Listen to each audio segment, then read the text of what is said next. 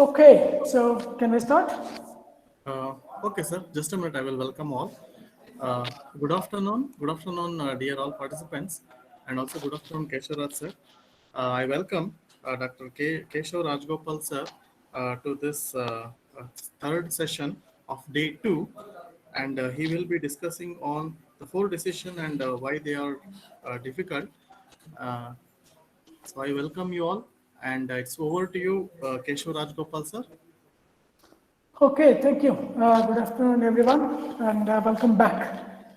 So, in this session, we will look at 4 key decisions that allow you to think of third way and what are the decisions you have to make before we proceed with designing a third way. So it's a relatively smaller session, nevertheless very important because these are the ones which will drive whatever you are trying to do around the problem you are trying to address. Okay, so I want your participation throughout the session. So even though I have a time at the end of the session, I expect you to stop me for any clarification or any discussion. So let's make it a really participation driven. So then only we can take benefit out of this session. Okay. So can you all see the slide deck? So it was slide number 1, which shows 4 decisions and why are they difficult.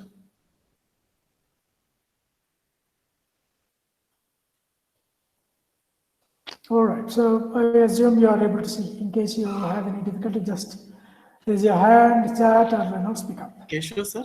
Yep. Sorry for interruption. The audio from your side is very low, sir.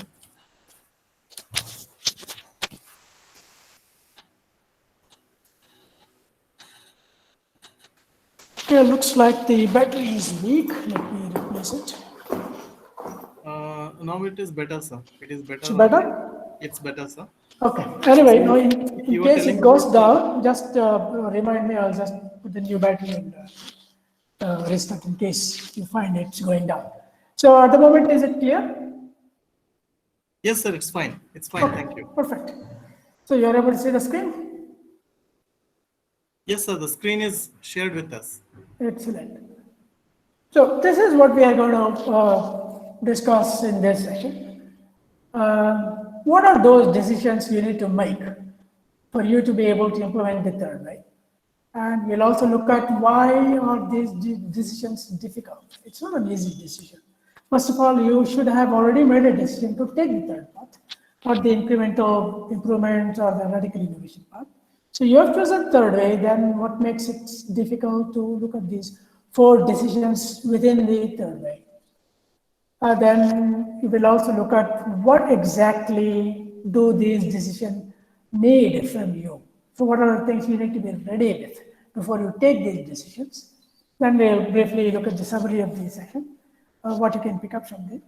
And then the dedicated discussion time, so which we will use. And I invite you to stretch this session anytime you feel like we need something to discuss. Feel free. Okay, so decisions are a very difficult thing. For some people, the moment you ask them to make a decision, they freeze. Have you seen anyone in your life? So that's one of the reasons why people procrastinate. They keep advancing, they keep postponing their things because they need to make a decision. So it's kind of paralyzing for some people to take a decision. So it can be a mental makeup, or the indecisiveness could be because of lack of information. Some people are perfectionists. Unless they have every bit of information, they can't take a decision. Sometimes decisions are so crucial, if you don't take it at the right time, it can be detrimental to the business. So we'll look at some of these aspects of decision. Okay, so here is a clean slate. So where I invite you to talk about why you feel decisions are important. Okay, so this hourglass is going to move around until we have few suggestions from the participants. So I'm going to just wait for your voice to be heard or query to be typed in. Okay. All I want you to do is why do you think decisions are important? Let's talk about it.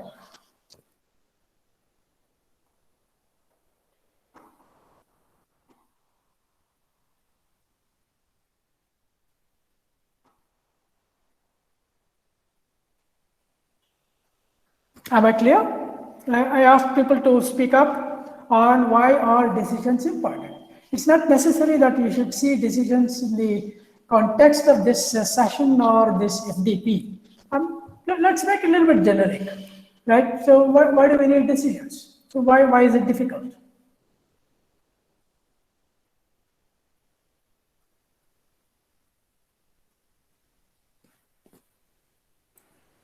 Decisions are required to change situations. Yes, that's correct.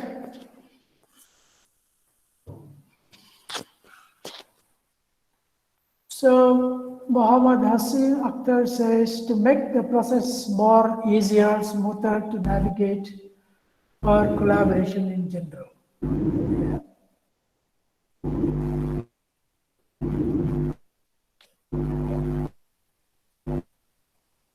So it is Yeah, go ahead, please. the option, standard.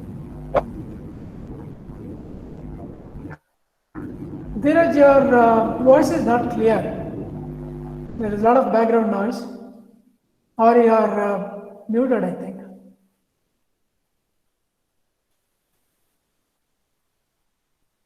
Okay, so explore options, yes, definitely. That's why you need to make a decision. What are the options I'm going to pick? If there are option A, B, C, how do you pick one or two or all of them? So that's the decision you make. You make a decision not to choose any of them, choose all of them, or any one of them. That's the decision you make. And why it's important, that's what I'm seeking your input from you. Okay, so Maksuddin says to achieve desired goals very much. Right, Mohammed Hassan says it's difficult because a lot of factors are attached to it, like cost, time. Yeah, absolutely. It's optimizing what we are choosing. So that's why you need to make a decision. If everybody has the luxury of going through all the options, probably everybody would have picked up. So normally we have the choice to choose this, choose that. So between these two, we need to make a choice. Then our mind runs a kind of personal, naturalized, observed algorithm to see which one is the optimal one. Right. Yeah. Okay, Vikram is saying to take corrective actions. It is basically to take an action. So if you are in a problem, you are made a mistake, probably then it is to take the corrective action.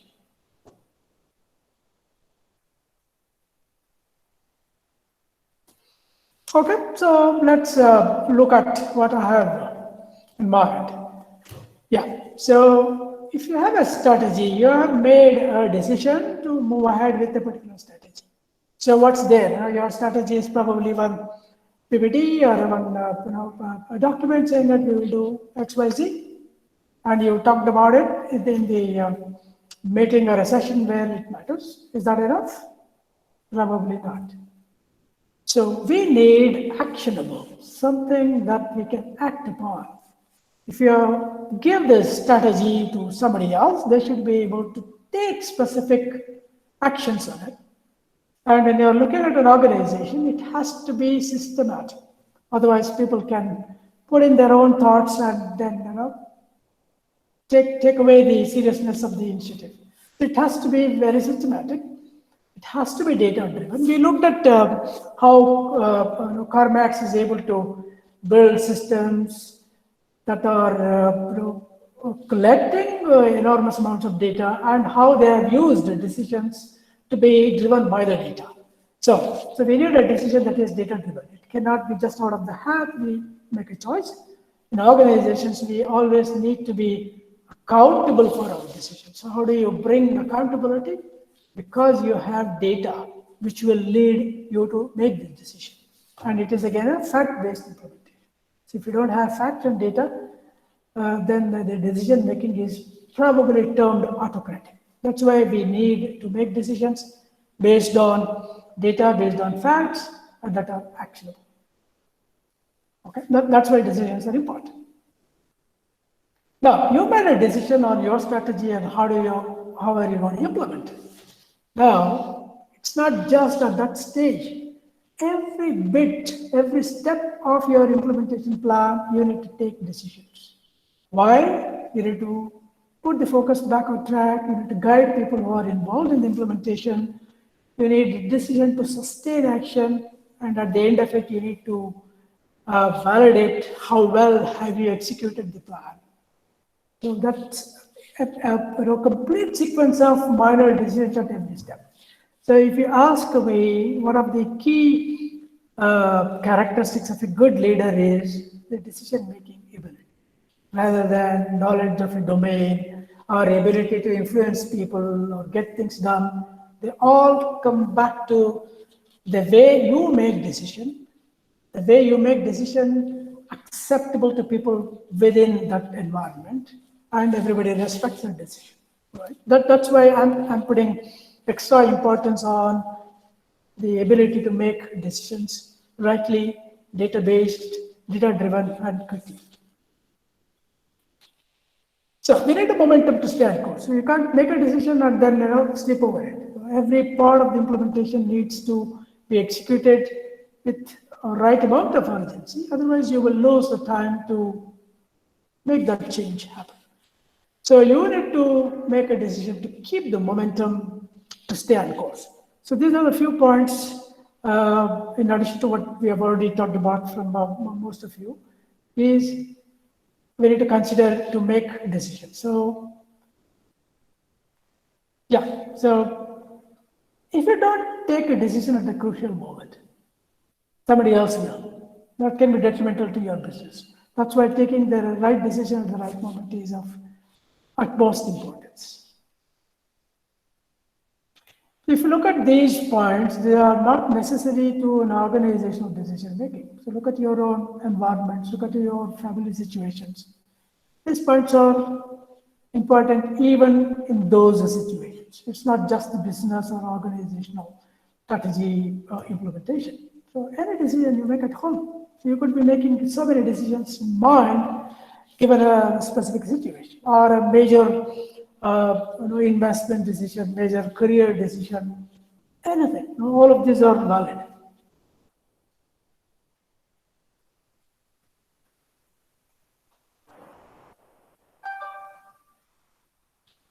So now we bring the idea of decision making into the third way. So why are decisions difficult? So we look at some of the aspects of the importance of decision in the third way. This morning in the session with the case studies, we talked about CarMax. Remember? So CarMax was a used car sales superstore. Okay. So we also saw the competition was basically from these unorganized independent car dealers as well as the new car sales agencies. One thing I would like to bring at this moment is one of the competitors they had early or the late 90s was a company called AutoNation. Okay? So there were many others. AutoNation was one of the biggest. And they also had other competition by name Car America, Driver Smart, Car Choice. They're all pretty much smaller compared to AutoNation. AutoNation was the biggest competition to CarMax. Why AutoNation is important for us to consider now is that AutoNation was a company that was led by somebody called Wayne Huizenga, who was a billionaire entrepreneur from Wall Street, who already had built up two successful Fortune 500 companies from scratch, and he sold them. So when he came into the market of used car sales, everybody thought, okay, now CarMax is going to wind up, because the big guy is here, who has built two big businesses. Now he's going to either make CarMax redundant, or he will swallow it by means of an acquisition. Okay, so that was around 1993, when they started. So here, or the AutoNation, we call it the AutoNation, so we don't need to worry about the CMOs at the moment. So AutoNation, they looked at what CarMax was doing. They started picking up smaller retailers, independent vendors, and then started acquiring and built a big equivalent superstore. Okay, so what happened? Do you think CarMax was really worried? Yes, they were worried, because there is a bigger player in the market who is stealing potential customers. But they still stuck to their strategy of the third way. So they kept the promise simple. So we talked about what's the promise. So to reduce the hassle of second-hand car purchasing and make it comfortable and easy. Okay. So whereas AutoNation didn't have that focus, they wanted to become big overnight or soon, so where they wanted to gobble up every small and medium companies, become much bigger than CarMax and beat them. Okay, so this was their approach. Whereas CarMax stuck to its strategy of diversity of actions across departments. So every department that contributed to the main sales, they all had innovation. So we talked about this in the morning. So that's an internal process which AutoNation could not copy. They said, okay, we are going to bid them on price. We are going to bid them on sheer choice. So we'll bid them on the size of each location, so that customers are spoiled for choice.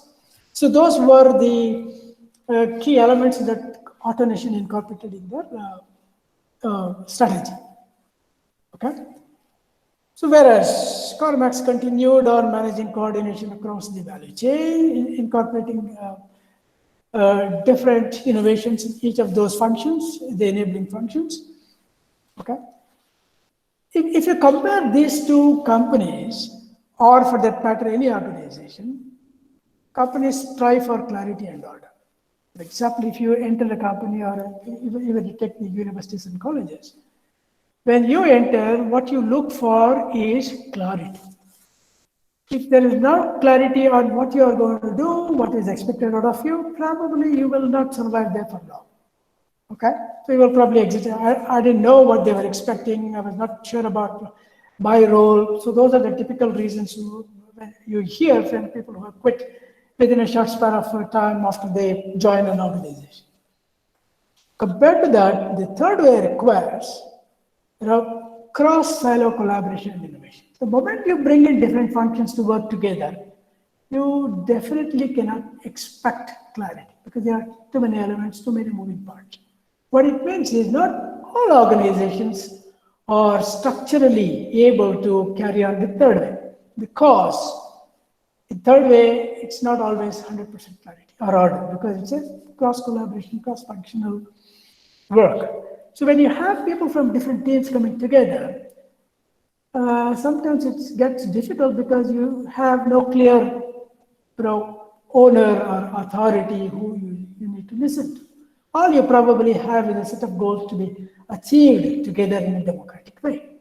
That requires a lot more than hierarchical power which exists in most organizations. So that can be one of the strategic differentiators when somebody is looking at implementing third way.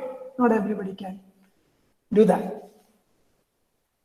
So what it means to you? So what about that specific characteristic? So the difficulty of successfully pursuing the third way itself can be a competitive advantage. This is what I was mentioning. The AutoNation could not replicate what CarMax was doing in terms of this third way. So they went ahead with the Big Bang approach in terms of massive superstores with massive choices, enormous commissions, They also brought in one more leverage to their business where they also started selling new cars. So when you have a business of selling new cars, you get the added advantage of trade-ins, right? So some customer comes with his old car, he trades in with a new car, he gets a big discount. So that part of the business was not with CarMax. CarMax never dealt with new car sales. They stuck to only used cars.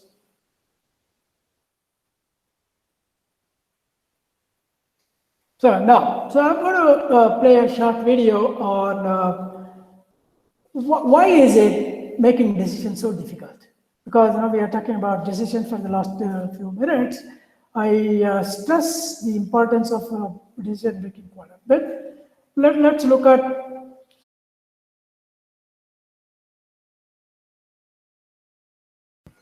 Yeshu sir, it's over to you. Right.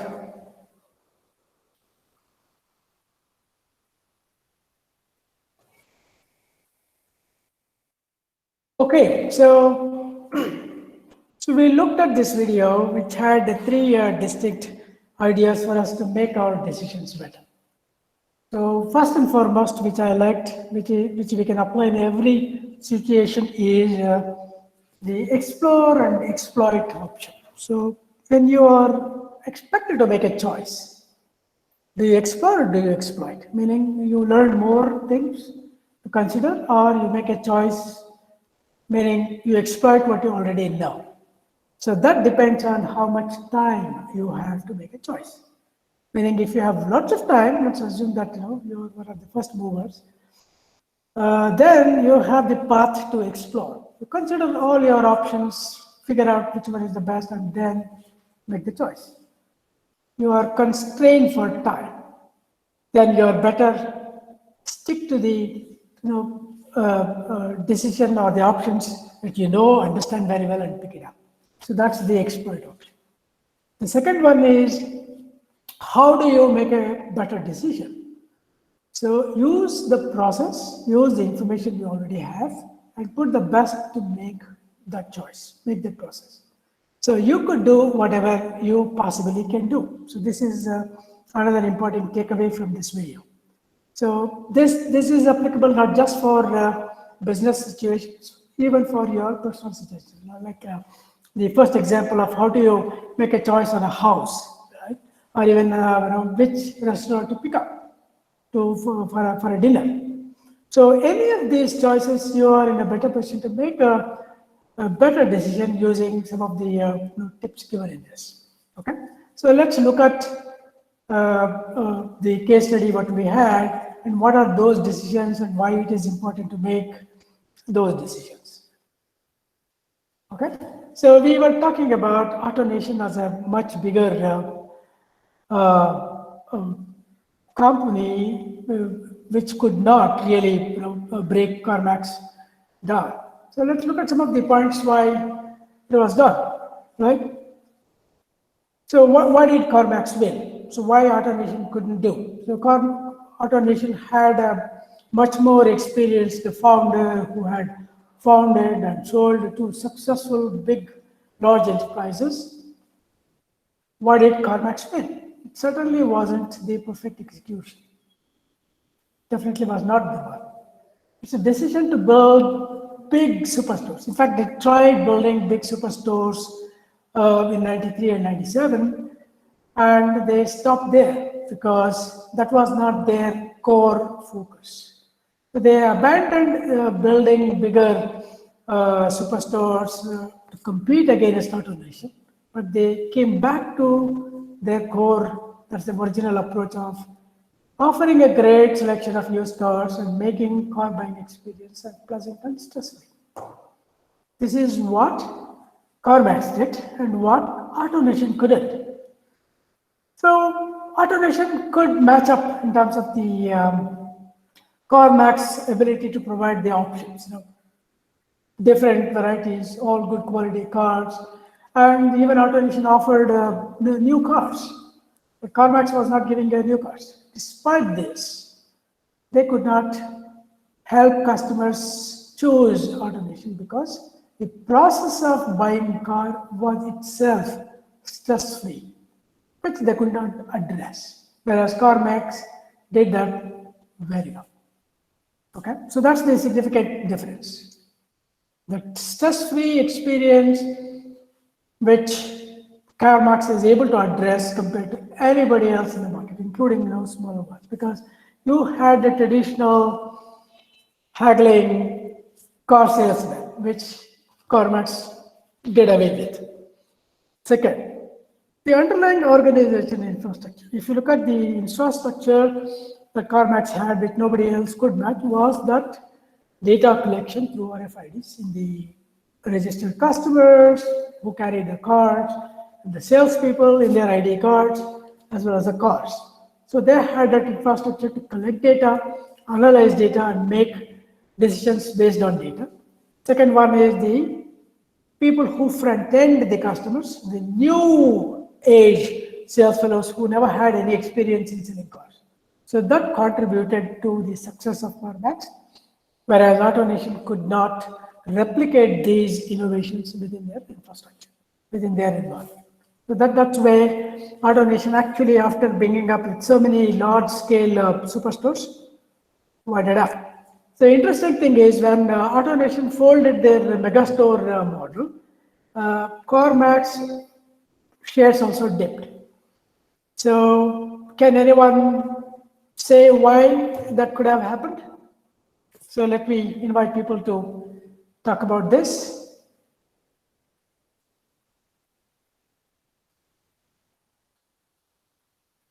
Can anyone? So let me repeat the question again. So when AutoNation sold his large stores, right? CarMax also started losing revenues. So what we expect is the contrary. When AutoNation closed big stores, CarNation is the one which, CarMax is the one which would probably fill in that gap and pick up more customers and increase revenues. That did not happen.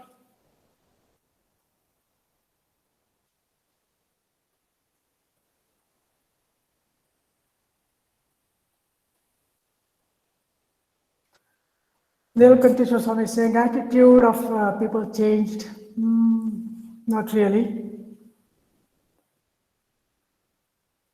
Because customers actually don't have a choice, but customers have a choice whether to go to AutoNation or CarMax or the local next door sales guy. Thought no competition. No, if the competition was done, which in this case was, CarMax should have made more revenues. In fact, they also dipped. I'm asking what do you think could have happened? Why CarMax dropped when AutoNation wound their big stores?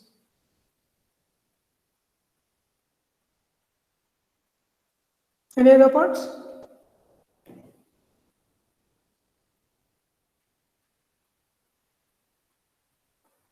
Leadership did not encash. Even if you assume that leadership didn't do anything, customers could see, if they went to AutoNation, now the megastore is no longer there. So then they would probably come to CarMax, but that did not happen.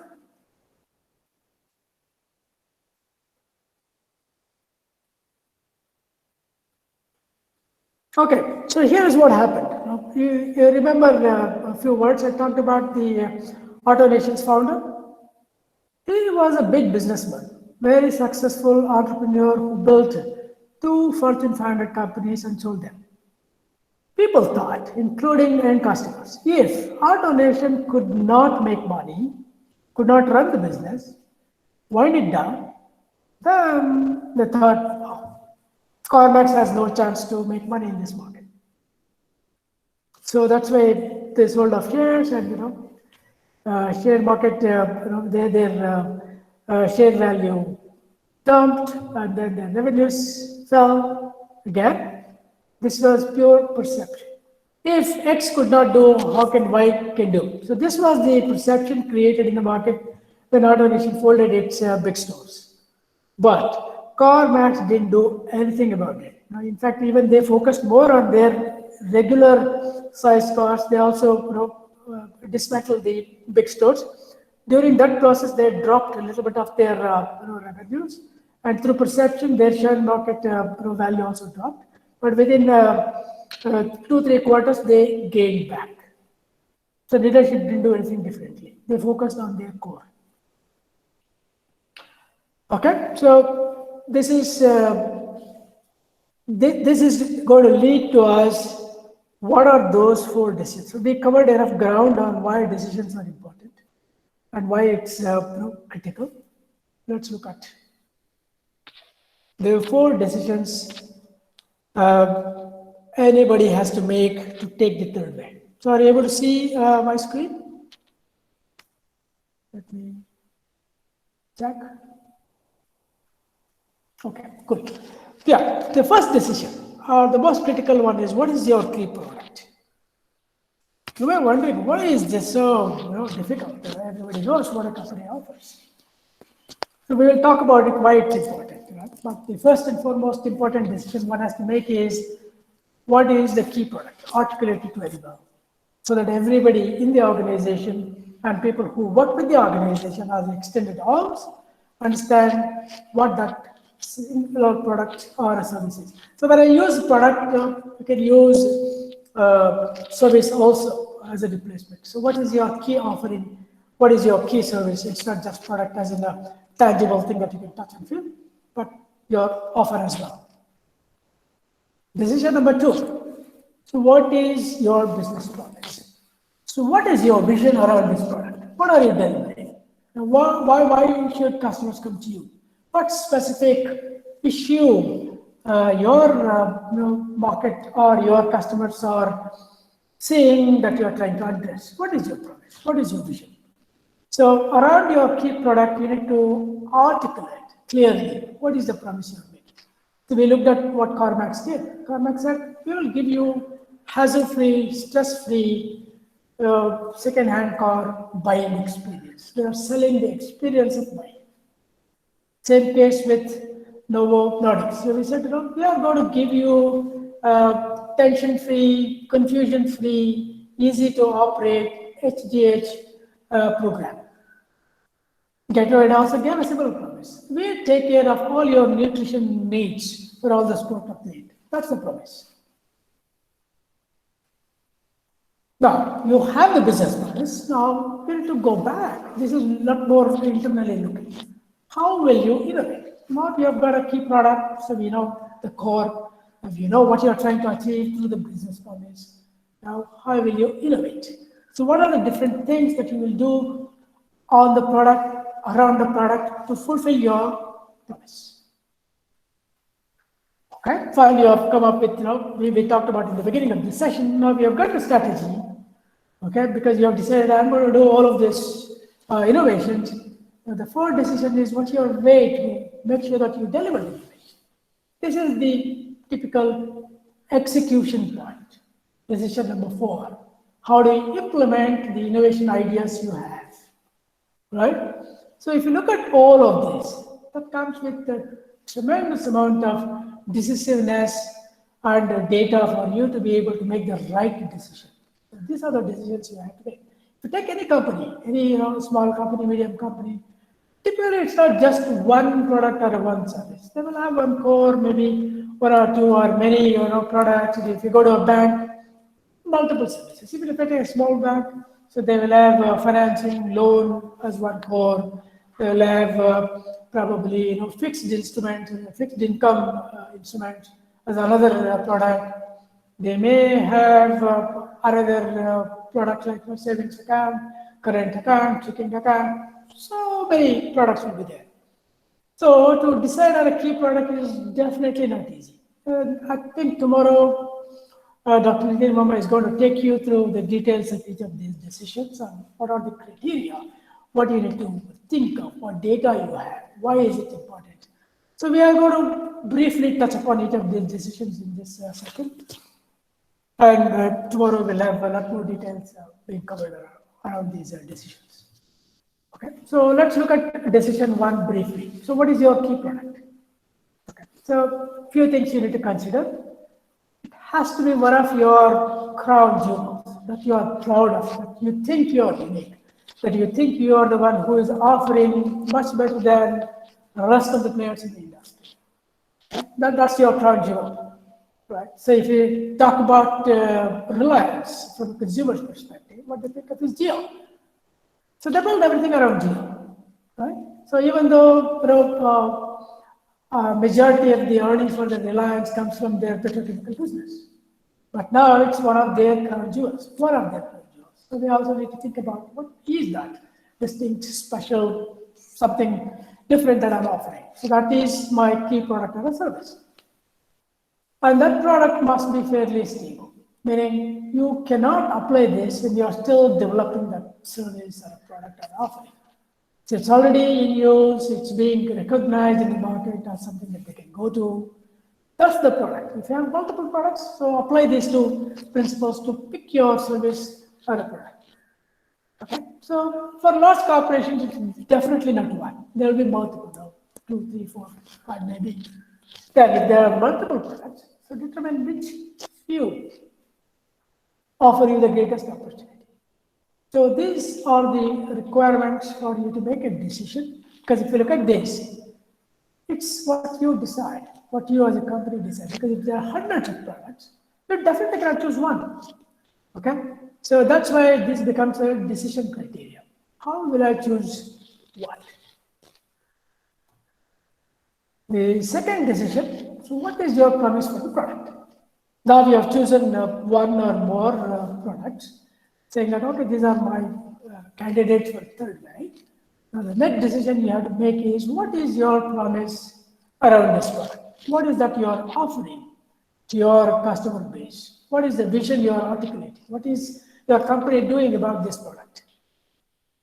That's the heart of the third way, because it's everything is around this promise around the key product. So you as an organization commit, saying that, okay, whatever I do, whatever complementary innovations I build around my key product or service, so I'm going to bring all of them together. Okay? So to build this. And I commit, my organization commits to building this vision. So it's a very important point.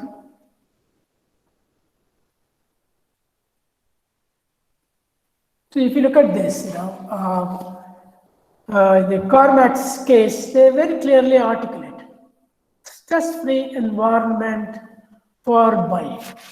Okay, the product was their used car sales. What the promise or vision is that how do you create this stress-free environment for them? If you look at Lego, so Lego also made a clear promise. The experience that the kid gets while working with their product. It's stimulating, it's absorbing, right? So that's the critical decision you make to deliver the product. So what is the promise?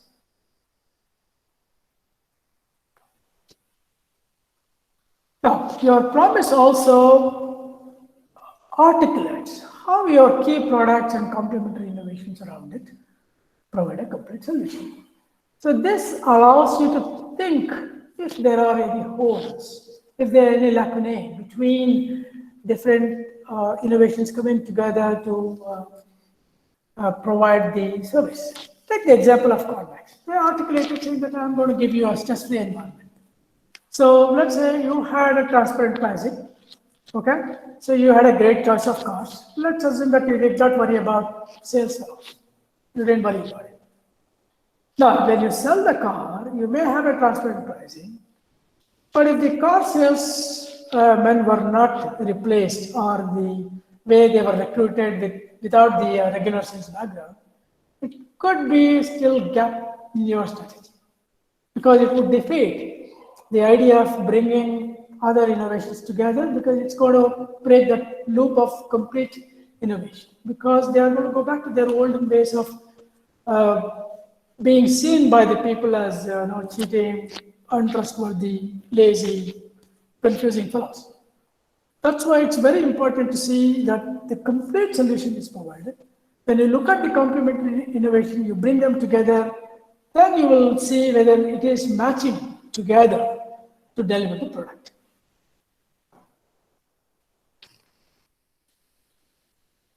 So decision number 3. So you have selected a core product or a service or a system.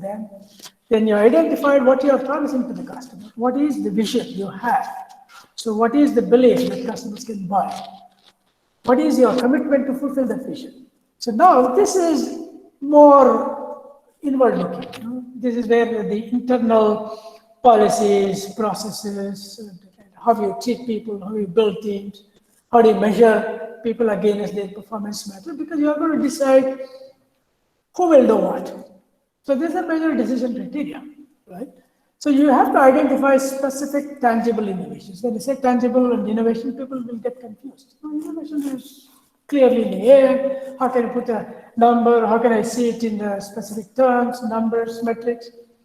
That's why we are saying bring specific innovations rather than a big articulation. To break them down in specific steps or activities or deliverables.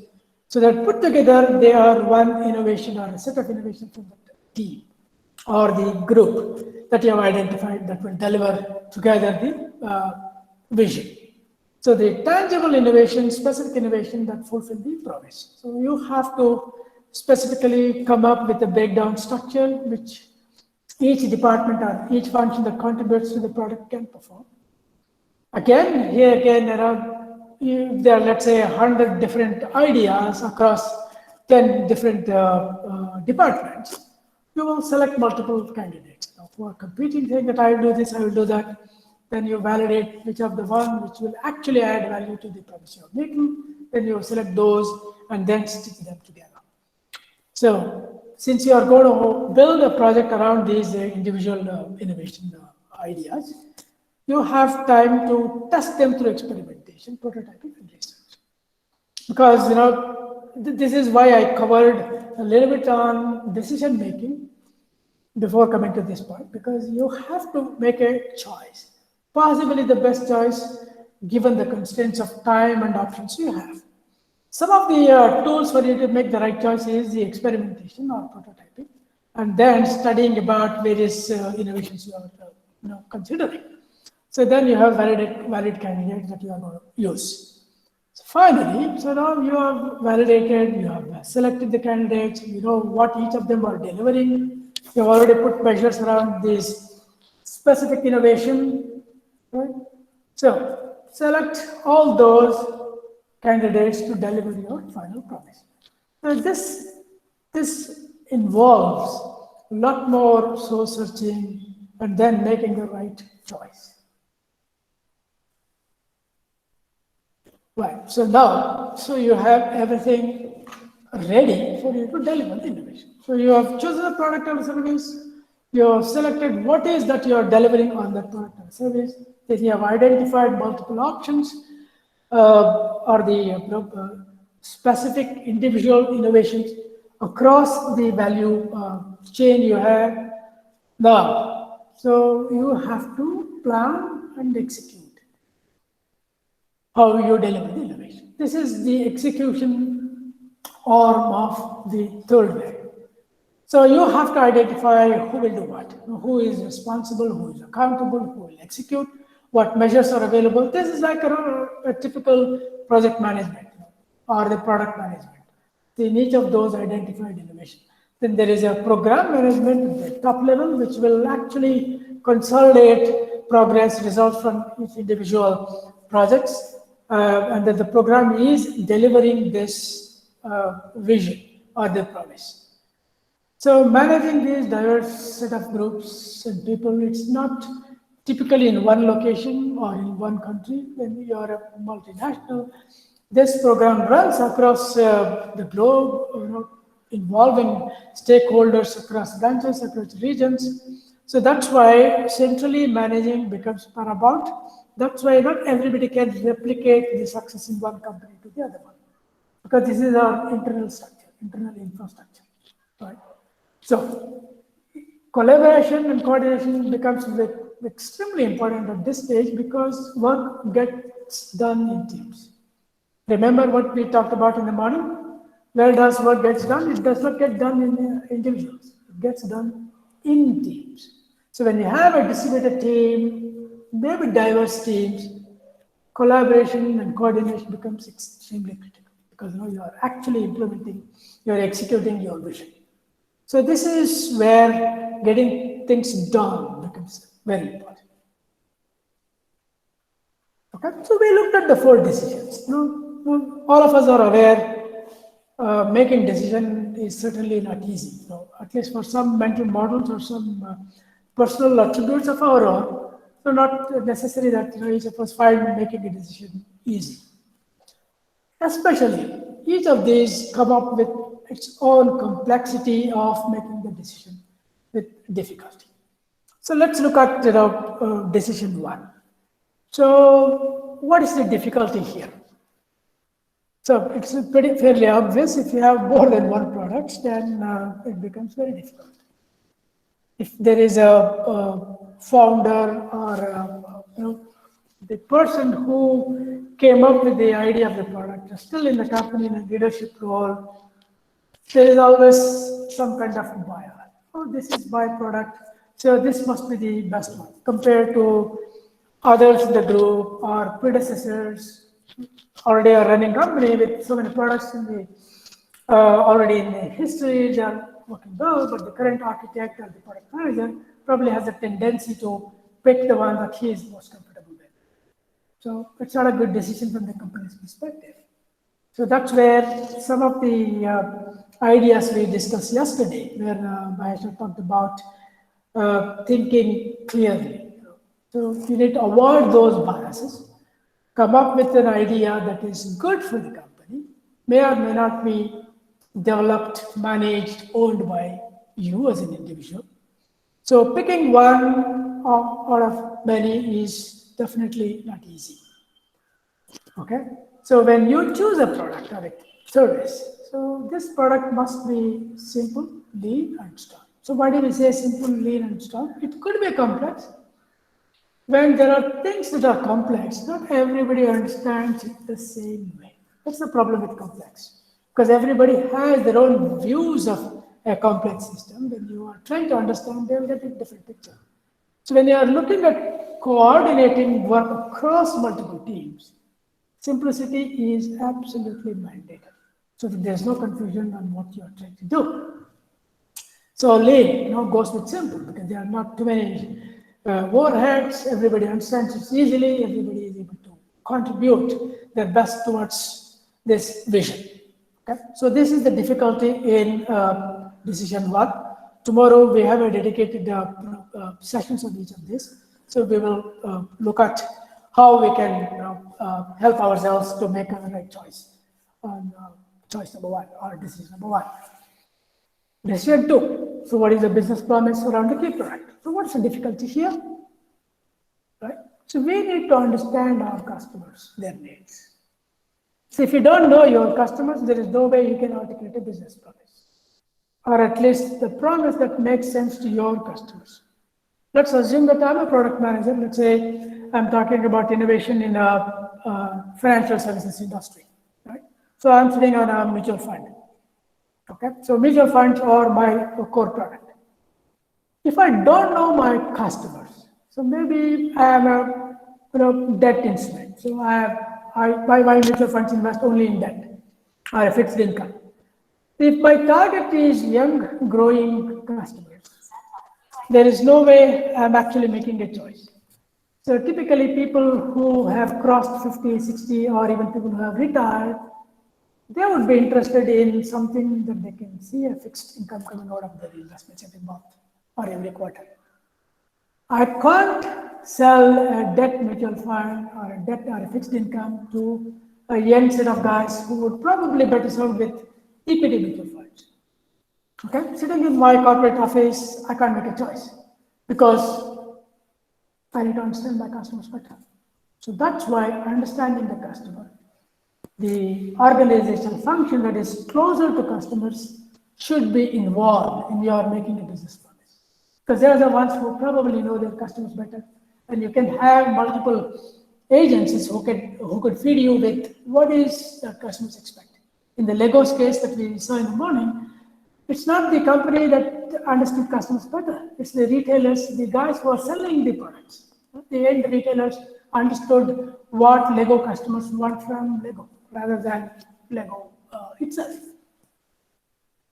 Now, let's assume that you have understood the customers, you have some statement of what the customers want. The ability to articulate and execute the way customers see and value. This is most important. You can just highlight that part because very critical. Okay? Because when you say, I'm going to give you this value, that value must be in terms of what customers see, not what you as an individual or an organizational function see. The end customer for whom you are making the promise should see that value. Otherwise, the exercise is futile. That's why the decision is very difficult. You're trying to see the perspective of your product from the other perspective, the other guy, which is the customer.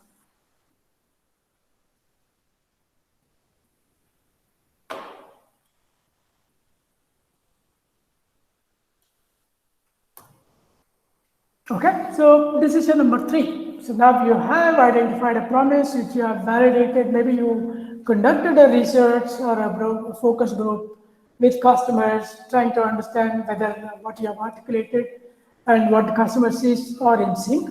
That's the execution part which we'll cover tomorrow also, how you are going to validate each of these decisions. The third decision is what are you going to do about this promise? So now you have got valid candidates across the spectrum of your value creation. Now you have to identify which are the candidates which are offering to fulfill the promise. So you have to identify quickly those specific innovation opportunities, and you develop minimum set of what each of them deliver within the constraints, and then bring them together, coordinate. You connect all these individual innovation parts and then manage or control.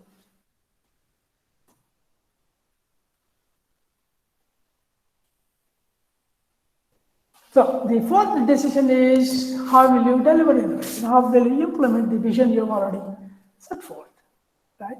So here is where organizations who have mastered managing their teams really take the lead. It's all about integration. It's all about coordination and cooperation. So if you don't fit all of them together, so you won't be able to deliver. So consider majority of the innovation initiatives will involve people outside of your organization. So there could be your marketing agencies you are working with, or the customer support function you are working with, or the government agencies or the regulatory institutions. When you look at Novo Nordisk, we saw this morning, majority of the partners in delivering their innovation is outside the system. For example, the insurance companies, right? Whoever is delivering the financial support for the payment is outside the system.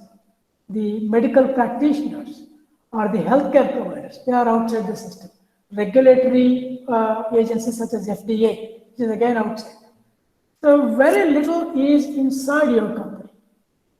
So integrating dissimilar functions, dissimilar companies, dissimilar organizations outside of your ecosystem, coordinating all these products, activities around this value outside of your organization, that requires a lot of organizational maturity. Not everybody can deliver. Now, probably when we talked about middle way or third way, you might have thought, oh, it's easy, small improvements, bring them together, put all departments in one place. But if you look at majority of the successes in third way, they came from innovations which span the thread across the ecosystem, not just one company. There are a lot of surrounding companies which have to be brought on the platform to deliver the promise. That's why it becomes very keen for you to keep it simple and lean so that dissimilar organizations can understand. For example, I make a choice on what my product is and what is that I'm delivering. But if my delivery arm is not in my country, for example, if I have a product, but that product is made, manufactured, delivered from China. If I have a complex vision or a complex product, can I explain to the Chinese manufacturers the way I would like to? Probably not. That's why keeping it simple, lean is extremely important. Okay, so we looked at what are those four decisions, why it's important to make and why it's difficult to make. Now, each of these decisions requires certain characteristics to be fulfilled. Now, to manage a third-way project, you need a third-way approach. What is that third-way process? It's not again a process that makes a smaller improvements or a big bang.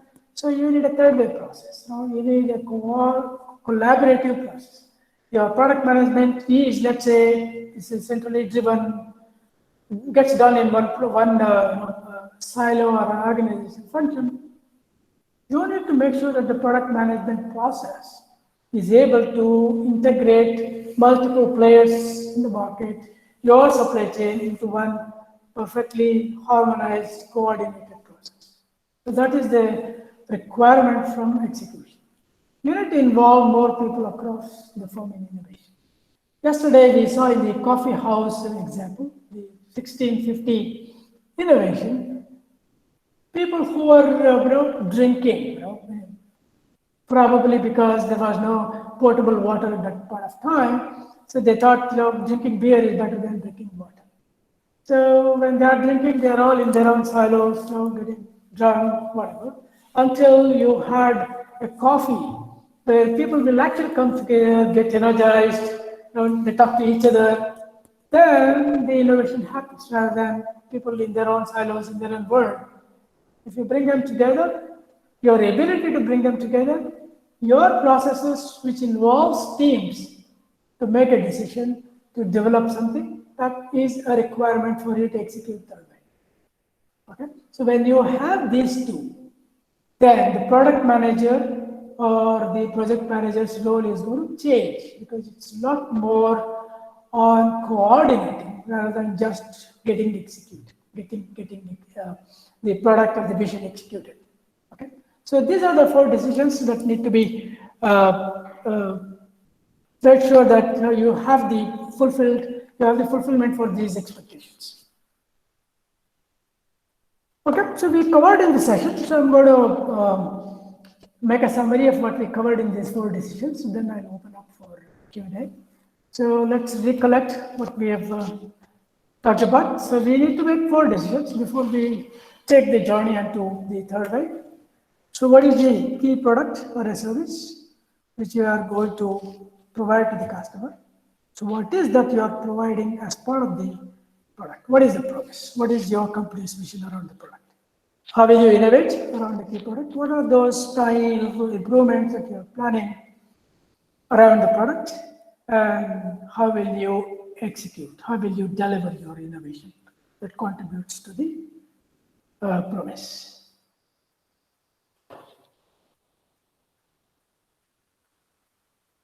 Right. So, goal of these four decisions is to bring a set of innovations that are across the value chain, across the organization, across your market ecosystem, along your supply chain.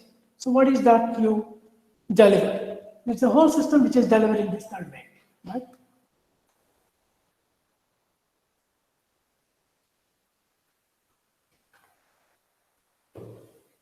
So, lastly, in particular, the third way team requires a broader role. So, when I say broader role, it's a lot more about coordinating and cooperating rather than just individual delivery.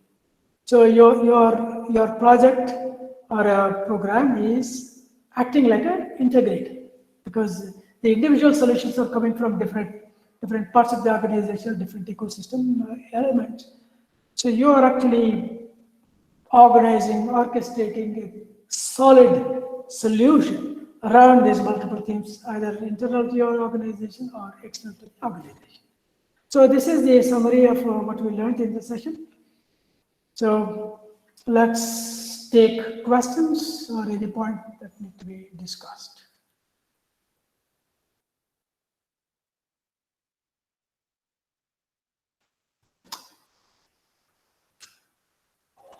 Okay, so I see one question I missed. Contentious one is asking, if it is typical project management, then how is it different as an innovation management? See, at this stage, when you are trying to deliver, it is a project management. Because you are not innovating anything here, because the goal is already fixed. What are you delivering? It's already fixed. What is the ultimate outcome? It's fixed. So the dates probably are fixed. So it's the efficiency of your project management experience is what it counts. It's no longer an innovation management, because this is, they are talking about the fourth step.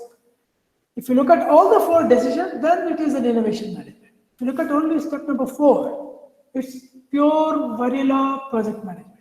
How good you are able to execute, that's what it counts. Because we are not looking at innovation within the project management itself.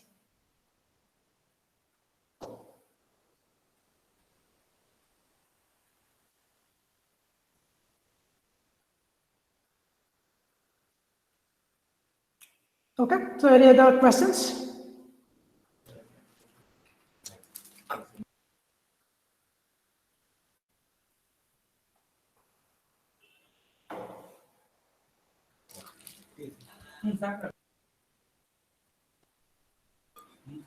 So, dear participants, now the session is open for question and answer.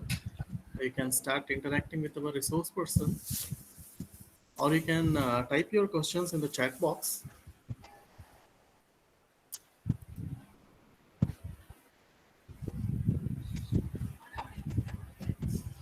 So you may ask a question or debate anything, not just related to this session. Consider what we learned since morning, because now I handled the 2 sessions and I should handle 1 session. So you can ask anything, would like to discuss anything related to whatever you learned today. I'm fine. Let's talk about it.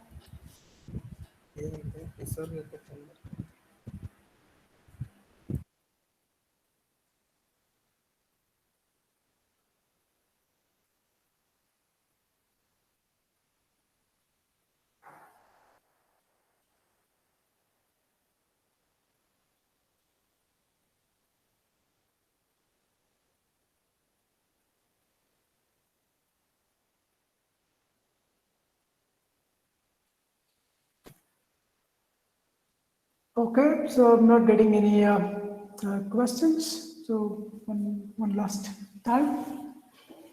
So anything to discuss? Anything you would like to ask? Anything you'd like to clarify?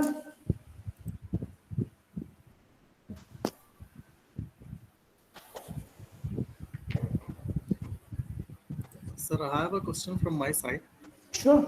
So every time we were made to learn that decisions are made, but we have not taught when to take the decision at what time. So the time is also very important in taking the decision in business as well as in education system. So my question is there any time limit, or timing is also important for decision making or not? Timing is also very critical. For example, let's say you have to make a choice. Anytime you have to make a choice, typically you have that information. Do I need to make it right now, or do I have time? Isn't it? Anytime. So look at your own past decisions, or wherever you face the dilemma of what to do. You typically have the information on, should I make it right away, or do I have time? Okay. So when you have time, that's where I stressed upon the fact that you have an option to explore or exploit. So explore, that's the first thing you need to see. Let's assume that tomorrow I have to make another FDP. I don't know the topic yet, right? Let's assume that is the case. Some college asked me to, Keshav sir, can you deliver this tomorrow morning? I don't have time for explanation. Then I'll say, I'll pick what I already delivered in the recent past. Okay, maybe I'll talk about innovation. That's my choice. I made a decision. If the college says, I would like you to talk about any new trends that are happening, then I can't make that choice. I will tell them, give me time. Or probably they will say, okay, you have 1 week time, come back to us with what you would like to speak. Then what I'm going to do is explore. So then I have very valid candidates, one, two, three, team one, two, three. Then I make a choice. What information I have, what is that I need to learn about, is it interesting to the participants? I make a choice. So at any point of time, it is my firm belief that you have knowledge on the time. So given the time frame, you have the choice to make. So this is one of the beautiful principles I learned. Explore or exploit, depends on the time. You exploit if you don't have time, you explore if you have time. You remember that picture of the kid trying to eat every thing and then trying out which one is the best compared to an old guy who always goes to the same restaurant, eats the same bread or a sandwich. That's exploiting because the person already knows what is good and what works. Whereas the kid does not know. It's trying to figure out what are the different ways. Okay? So I hope I answered your question. Yes, sir. Thank you very much. Okay, so Nilakanteswar Swami is asking, I think he's making a comment. Yeah, thank you. Hello, sir. Yep. Yes, sir. So, while taking the in any process, so there will be conflict of interest or conflict of choice while taking the right decision or decision in general in a team or group. Correct. So, how to resolve that conflict of interest because that affects time and cost and everything of the project. So, how to resolve that So, conflict of yeah, interest? very good question. So, when you bring in dissimilar teams or dissimilar entities or individuals to the table and saying, we need to work together. So, there's definitely bound to be conflict of interest. And rather than conflict of interest, I would put it this way: there are ego clashes, right? So, how do you resolve this? This is where the project management maturity helps because it's part of the execution. Some of the things I think that helps is clear articulation. We talked about why the promise or the product selection has to be simple. Then there is no misinterpretation of what you are trying to execute. When you make it complex, that's where the interpretations, perceptions, come by, which is difficult to handle. That's where the conflict really arises. So if you have a very clean, very clear, very simple, a shared understanding of the belief, shared understanding of the promise, the possibility of conflicts are less and it is manageable. Using your regular project management process or a conflict resolution process or even escalations will work really nice. So that's why we need to make sure that the decisions are made unarticulated in clear and simple ways. Did I answer your question? Yes. Yes, so that means a team or a group has to make some compromises at some point of time while taking any decision because there is a conflict of interest at in any team. If you consider that everyone is on the same page, still there will be some conflict of There interest. will So be. There will we can be. conclude that we have so the team has to make compromises at some point of time. It will be a compromise. But if you look at the compromise, sometimes it gives a negative connotation to compromise. Meaning, you're dropping down from high value to low value because you made a compromise. But it's their decision, it's a choice you made at the larger interest. What is the larger interest? Your company is trying to build a promise to the customers. That way it can survive, it can grow. That's at a larger, higher level interest compared to the compromise you're trying to make. Yes, sir, sure, sir. Thank you. Thank you.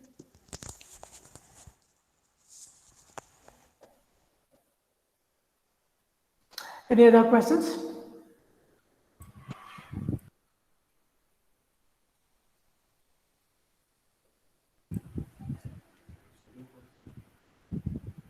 Uh, is there any questions from participant side?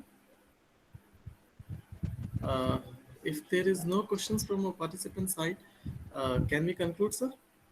Yeah, sure. Go ahead, please. Yeah. Thank you. I will just brief out what we have covered in the afternoon session. Dr. Keshav Rajgopal, sir, talked I'm about. not doctor, I'm just Mr. No, I don't have a PhD. Sufik. Nice to hear that, but nevertheless, I'm not an actor. Okay. Shri Keshav Rajgopal sir talked about importance of decision making and how decision can influence an action, guide and validate execution. He explained on why decisions are difficult in third way approach. He used audiovisual aid to explain how decision making is important. On a case study, he took callbacks and automation. He explained about decision one based on key product, decision two based on your promise for the product, decision three based on how will the innovation start, decision four how you will deliver your innovation. Next, he talked about what makes each decision making difficult and the requirements for each decision. And he concluded with interactive session with the audience. So I thank Shri Keshav Rajgopal sir on behalf of all our participants, on behalf of Thank you. Mechanical Engineering Department, JNNCE Shimoga, and on behalf of all our coordinators. So thank you very much, sir. Thank you very much. Have a good evening, and I'll see you on Friday in the final session. So Sure, tomorrow sir. you are going to have sessions by Dr. Nitin Baba, which is expanding on these four key decisions. So you will have a chance to look at this part in greater depth. So thank you very much. Have a nice evening. Bye bye. Thank you, sir. Have a nice day too. Thank you, sir. Thank you. Thank you, sir. Uh, dear participants, with this we will conclude the day two sessions, and for day three session tomorrow, we will start at 10 a.m. sharp by Dr. Nitin Verma. So we have already shared the feedback and attendance form in the chat box as well as in the WhatsApp group. So those who are facing difficulty can message in the WhatsApp group. Uh, but attendance is very important. Kindly note your attendance. I will update your attendance shortly. And one more announcement is there for assignments. Tomorrow, 4 p.m. is the last date. So you have to submit your assignments before tomorrow, 4 p.m. So thank you one and all for being with us. So we will meet tomorrow at 10 a.m.